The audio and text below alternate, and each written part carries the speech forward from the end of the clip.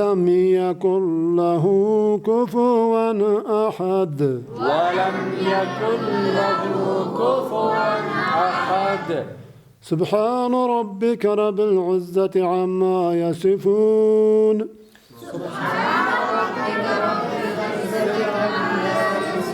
وسلام على المرسلين والحمد لله رب العالمين.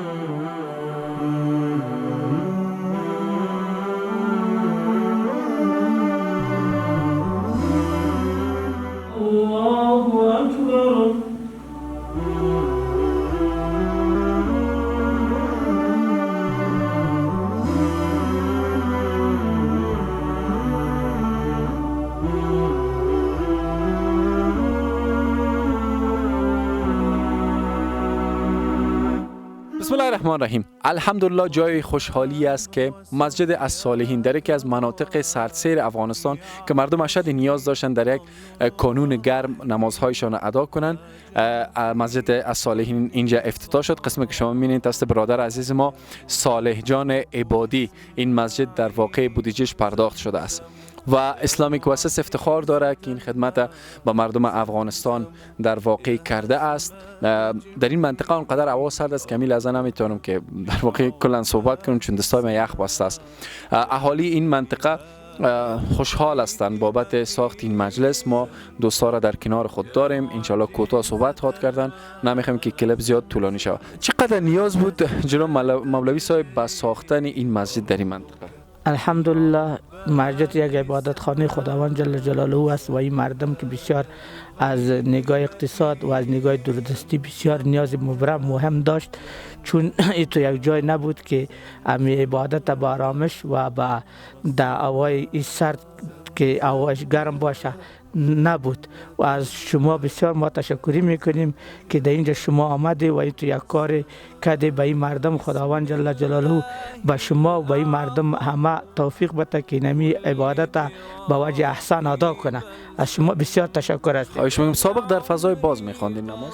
سابق بسیار باز هم نبود، خب منطقه اساس نبود، بسیار مردم با زحمت و با تکلیف بود. چون حالی که مسجد جور شده این مردم بسیار خوشحال است، بسیار با خوشحالی در این جمعیه و عبادتش با آرامش ادا میکنه. جناب مولوی صاحب بغیر از اینکه مسجد بس به خاطر عبادت استفاده میشه، دیگه در کنارش وقتی چی استفاده میکنه؟ الحمدلله ما مردم مسلمان هستیم، اطفال داریم و چون به خاطر تعلیم و آموزشش اینمین جزی مسجد کار میگیریم و اینمین مسجد ما آموزش دینی و خواندن قرآن شریف از امیال موجوده. استاد ما اونجا 6 تا درس تدریس میکنه، شما بالمشاهده دیده میتونید. تشکر جناب مولوی صاحب. و همچنان جناب انجینر صاحب داریم در کنار ما، کسی که زحمت کشیدن البته از این نظر اینا این مسجد ساخته شده. انجینر صاحب بزرگوار، میشه که از لحاظ جناب مولوی صاحب از لحاظی که چقدر نیاز بود تشریح کردن، از لحاظ بس مسئله ساختمان چقدر وقت برد تا که مسجد ساخته شد و چقدر بودجه و هزینه در واقع مصرف شده داشت؟ ما از ماه رمضان شروع کردیم اینجا کار، تقریبا در حدود 7 ماه میشه کار ساختمان ازی به اکمال رسید و در حدود $7,000 مصرف شد. و چقدر معیاری ساخته شده به نظر خود؟ معیاری بودنش خب کاملا معیاری است. و در کنار از که مسجد سال باختر و وضوخانه جای که مردم بتونن وضو کنن چیزی ساختین؟ بله، جای وضوخانه هم داره، یک تشناب هم داره.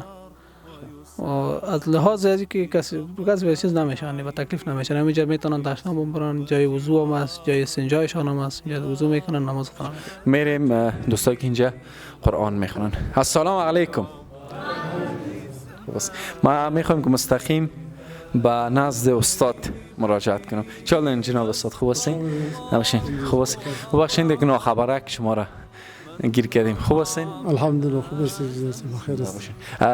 جناب استاد میشه که ابتدا بگوییم که از وقتی که مسجد ساخته شده است چی تعداد اینجا من قرآن میخونن و چقدر مؤثر بوده؟